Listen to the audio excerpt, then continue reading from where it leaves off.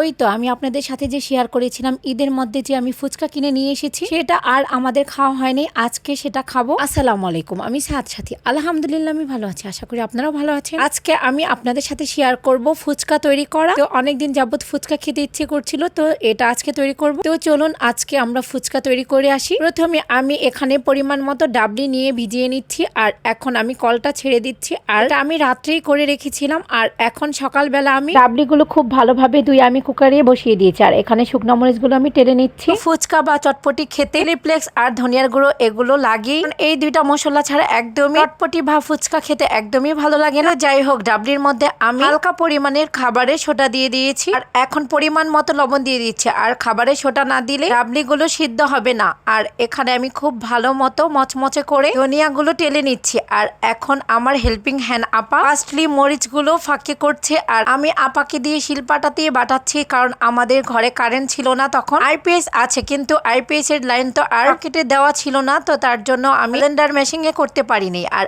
এখন আমার রিপ্লেক্সটা আগে করা হয়ে গেছে, আমি একটু বেশি করে করিয়ে নিয়েছি, যদি পরবর্তীতে লাগে আবারও ফুচকা খেতে।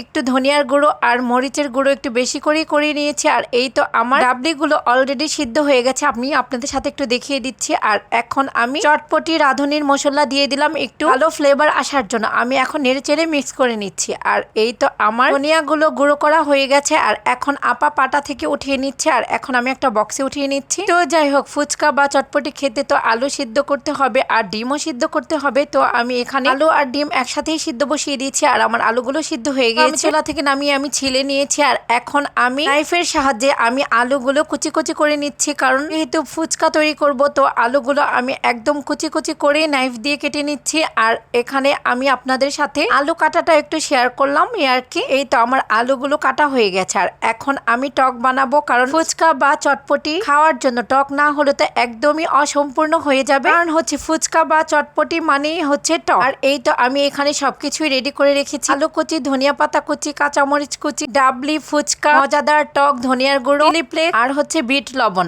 আর এখানে আমি প্রথমে আলু কুচি গুলো দিয়ে নিচ্ছি, আর এখানে এখন ডাবলি পরিমাণ মতো নিয়ে নিচ্ছি। আর এখানকার ডাবলি আরো থেকে যাবে, এগুলো আমি ফ্রিজে রেখে দেব, পরবর্তীতে যখন আবার খেতে ইচ্ছে করবে নামিয়ে গরম করে খাবো। আর এখানে আমি এখন ধনিয়া পাতা, কাঁচামরিচ, চিলি ফ্লেক্স, ধনিয়ার গুঁড়ো, আর আমার এখানে একদমই মনে ছিল না যে পেঁয়াজ কুচি দেওয়ার জন্য, তো এটা আমি ভুলে গিয়েছিলাম। তো আমার এই পুরটার মধ্যে যদি আমি পেঁয়াজ কুচি দিতাম হয়তো বা আরো বেশি মজা লাগতো। আর এমনি তো অনেক মজা হয়েছে, আমার ছেলে তো বলছে আম্মু একদম দোকানের থেকে বেশি মজা হয়েছে। আর আমি এখন হাত দিয়ে মাখিয়ে নিয়ে নিলাম, আর এখন আমি হাত দিয়েই ফুচকার মধ্যে পুরগুলো ভরে নিচ্ছি। আর আমরা এখন একসাথে জমিয়ে নিচ্ছি, আর জমিয়ে আমরা মা ছেলে মিলে খেয়ে নেব। আপনাদের ভাইয়া তো এসি ছেড়ে আরামের ঘুম দিয়েছে, ও বলেছে পরে খাবে। আর এখন আমার ছেলে ফুচকাগুলোর মধ্যে উপর দিয়ে ডিম গ্রেট করে দিয়ে দিচ্ছে, আর আমি উপর দিয়ে পেঁয়াজ কুচিগুলো দিয়ে দিচ্ছি। আর পেঁয়াজ ছাড়া একদমই ভালো লাগে না। তো আজকের ফুচকাটা তৈরি হয়ে গিয়েছে, আর এই তো এগুলো অবশিষ্ট রয়ে গিয়েছে। আর দেখুন কতটা সুন্দর হয়েছে ফুচকাগুলো বানানো, মাশাআল্লাহ। তো আমাদের মতো কে কে ফুচকা খেতে অনেক পছন্দ করেন কমেন্ট সেকশনে কমেন্ট করে জানাবেন, আপনাদের কমেন্টের অপেক্ষা করবো। কিন্তু